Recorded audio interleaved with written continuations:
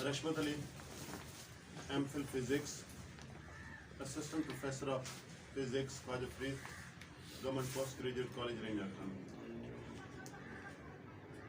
अजीज तलबा, आज हम जो पढ़ने जा रहे हैं ये है electrical properties of solids, chapter number 17, physics second year, FSc second year. Physics zone की ये वेबसाइट, चैनल और फिजिक्स जोन एकेडमी के नाम पर ये हमने स्टार्ट किया हुआ। ये लेक्चर नंबर है 5, चैप्टर नंबर 17 का लेक्चर नंबर 5। हम स्टार्ट लेते हैं electrical properties of solids. Solids की 3 किस्म की प्रॉपर्टीज इस बुक में बताई गई। एक है मैकेनिकल प्रॉपर्टीज जो कि हम मुकम्मल पढ़ चुके हैं, दूसरी है इलेक्ट्रिकल, तीसरी है मैग्नेटिक प्रॉपर्टीज। तो लिहाजा इलेक्ट्रिकल प्रॉपर्टीज क्या है, ये एक फिगर दिखाई गई है।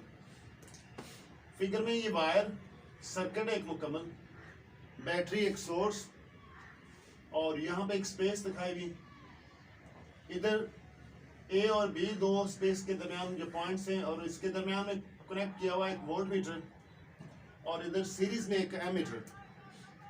तो अगर हम किसी सॉलिड की इलेक्ट्रिकल प्रॉपर्टीज जानना चाहते हैं, हमें उस मटेरियल को वायर की शेप में या लीनियर शेप में मुंतकिल करना होगा। उसको हमें लगाना होगा ए और बी पर। तो बेसिकली इधर बैटरी ऑलरेडी मौजूद है। तो ये रियोस्टेट है।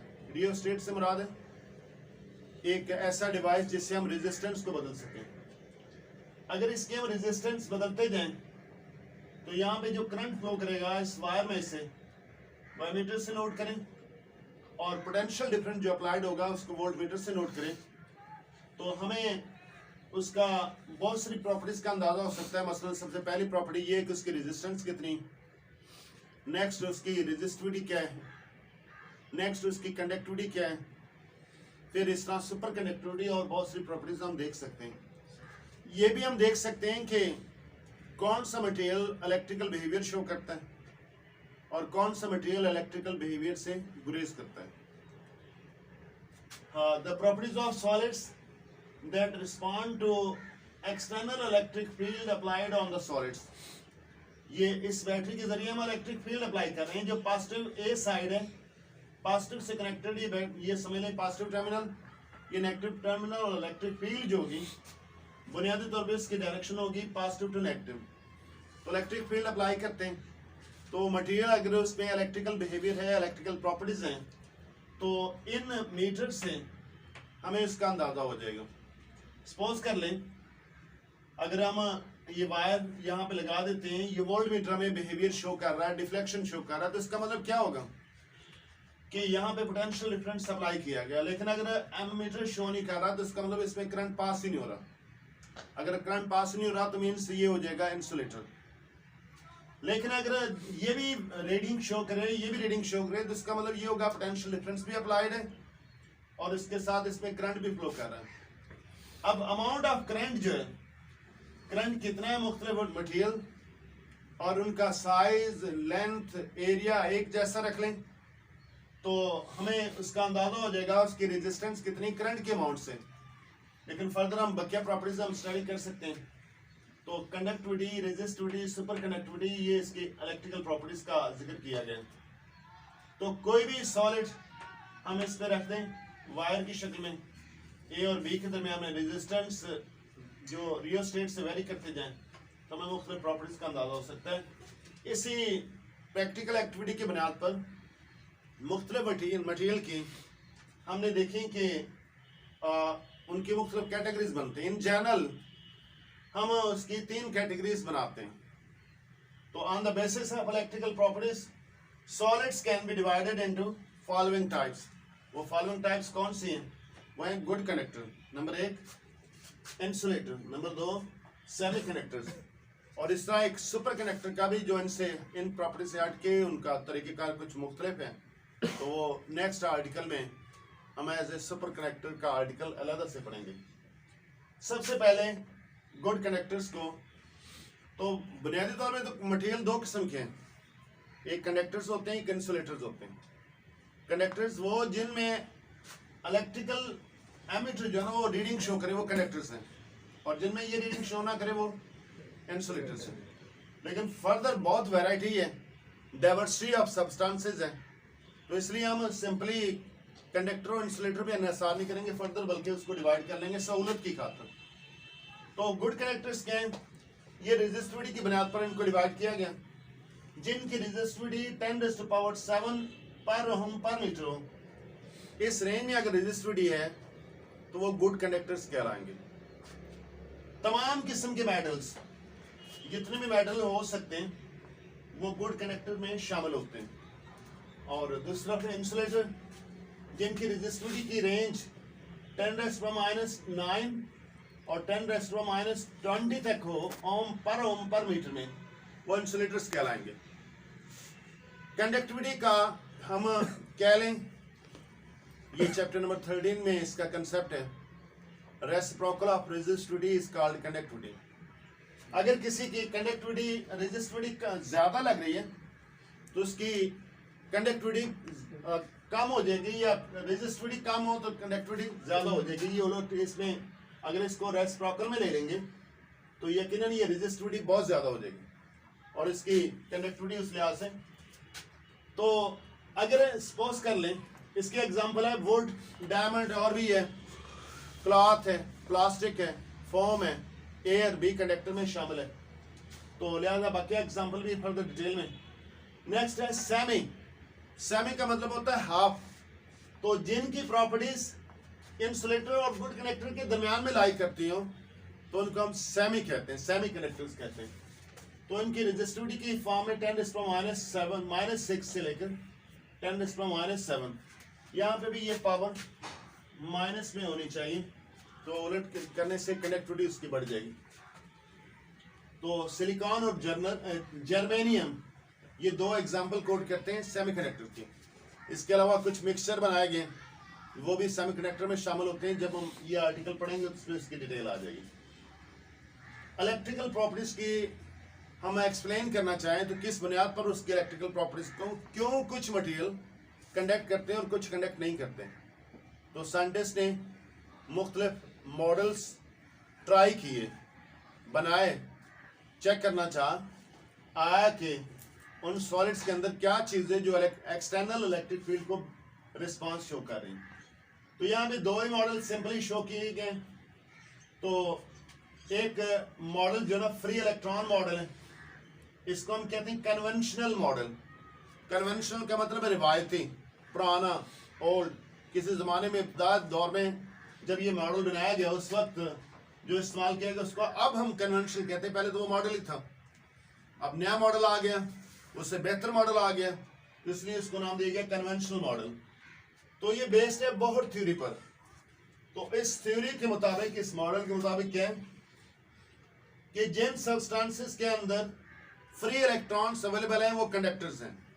जिन सब्सटेंसेस के अंदर क्या है फ्री इलेक्ट्रॉन, तो वो क्या होंगे, कंडक्टर्स होंगे। और जिनमें फ्री इलेक्ट्रॉन नहीं है, अंडरस्टूड है, इंसुलेटर्स हैं। और जिनमें फ्री इलेक्ट्रॉन्स ज्यादा से ज्यादा होंगे वो बहुत अच्छे कंडक्टर बन जाएंगे, और जिनमें बहुत कम होंगे तो बेसिकली आप समझ लें कि सेमीकंडक्टर में मुंतकिल हो जाएंगे। तो ये मॉडल कंप्लीटली डिस्क्राइब नहीं करता diversity of behaviours of different 3 types of solids. Solids की 3 टाइप्स हैं, सॉलिड, लिक्विड और गैस। उन तीनों की बिहेवियर को ये अकेला मॉडल फुलफिल नहीं करता, यानी फ्री इलेक्ट्रॉन मॉडल अब वो रिजेक्ट हो चुका, लेकिन इसको पढ़ा जाता है, समझा जाता है। नेक्स्ट जो प्रॉपर्टी वो एनर्जी बैंड थ्योरी।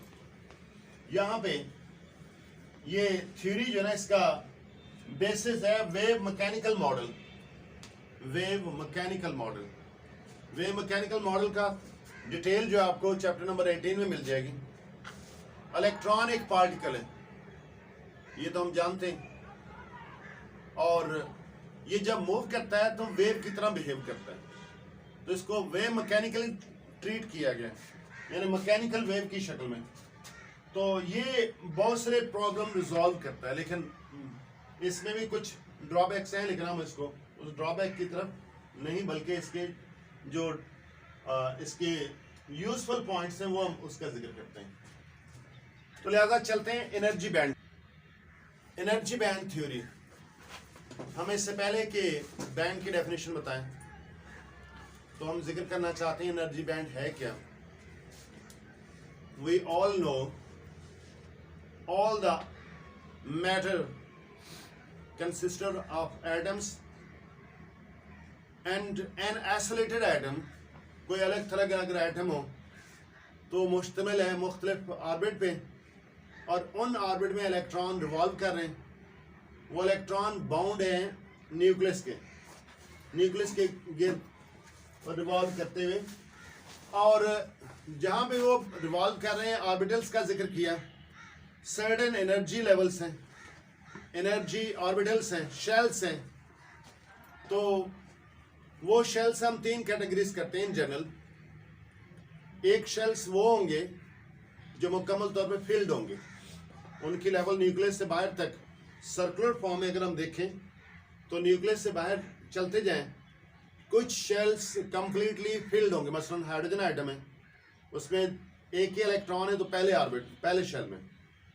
इस तरह हीलियम में 2 इलेक्ट्रॉन तो पहले शेल में। इस तरह चलते जाएं। सोडियम है तो सोडियम में 3 शेल ऑक्युपाइड मिलते हैं, कंप्लीटली फिल्ड मिलते हैं, और कुछ शेल बल्कि 2 शेल जो ना कंप्लीटली फिल्ड और तीसरा शेल जो ना उसमें पार्शली फिल्ड। तो लिहाजा तमाम एटम्स को 3 कैटेगरीज में मुंतकिल किया गया। 3 कैटेगरीज, पहली है कंप्लीटली फिल्ड, दूसरी है पार्शली फिल्ड, और तीसरी है कंप्लीटली एम्प्टी। तो ये शेल्स की तादाद कहाँ तक है? न्यूक्लियस से लेकर इन्फिनाइट तक। इन्फिनाइट अनलिमिटेड है। तो जो कंप्लीटली फिल्ड है वो कंडक्शन में हिस्सा नहीं लेते, जो पार्शली फिल्ड है उनमें से कुछ हिस्सा है कंडक्शन का, और जो कंप्लीटली एम्प्टी हैं वो हिस्सा लेते हैं। अगर इलेक्ट्रॉन एक्सटर्नल फील्ड अप्लाई की जाए तो इलेक्ट्रॉन इस काबिल हो जाए कि वो किसी फिल्ड शेल से एम्प्टी शेल में चला जाए तो वो वो मटेरियल कंडक्ट करेगा, उसको हम कंडक्टर कहेंगे।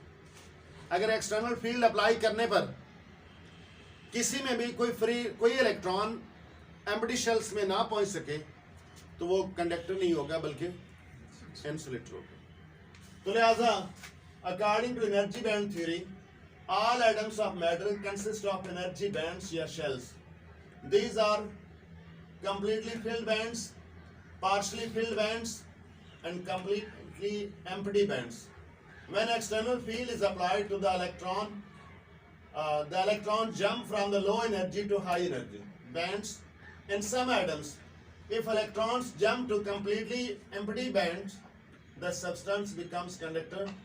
More the electrons in the empty band, the substance being the good conductors. अब ज़रा इसकी डिटेल से देखते हैं। डिटेल में क्या है कि जितने भी इलेक्ट्रॉन्स हैं वो न्यूक्लियस के गिर्द बाउंड होते हैं, एक आइसोलेटेड एटम में, एक सिंगल एटम में। अगर हम सपोज कर लें काफ़ी सारे एटम मिला लें, n atoms, capital N atom, number of atoms, तो वो एक सॉलिड मटेरियल बनता है।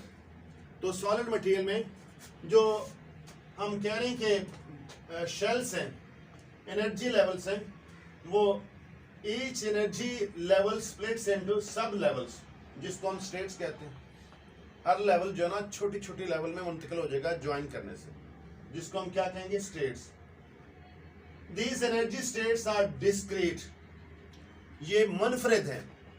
ये नहीं कि एक एनर्जी की अपनी पहचान है, दूसरे लेवल की स्टेट्स की अपनी पहचान, डिस्क्रीट है, but so closely spaced to form a continuous energy band.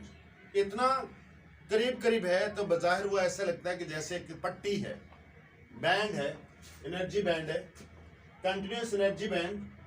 In between the 2 energy bands हमने ये देख लिया कि अगर एक एटम है तो उसमें ये न्यूक्लियस हो गया, उसके बाहर मुख्तलिफ शेल्स हो गए, ये ऐसे शेल्स, कुछ कंप्लीटली फिल्ड हो गए, तो कुछ जो है ना वो पार्शली फिल्ड हो गए, और कुछ एम्प्टी हो गए। एम्प्टी को हम शो कर रहे हैं डॉटेड लाइन से। अगर काफ़ी सारे एटम्स ऐसे करीब करीब मिल जाएं तो फिर वो शेल्स में मुंतकिल हो जाएंगे। तो ये ऐसे सपोज कर लो, इसका शेल, इसका शेल, और फिर फर्दर फिर ऐसे, फिर इस तरह की ये लेवल्स बन जाएंगे, और लेवल्स इतने करीब करीब होंगी कि जस्ट वो एनर्जी बैंड्स कहलाएंगे, लेकिन उनमें फासला जरूर होंगी वो डिस्क्रीट बैंड्स।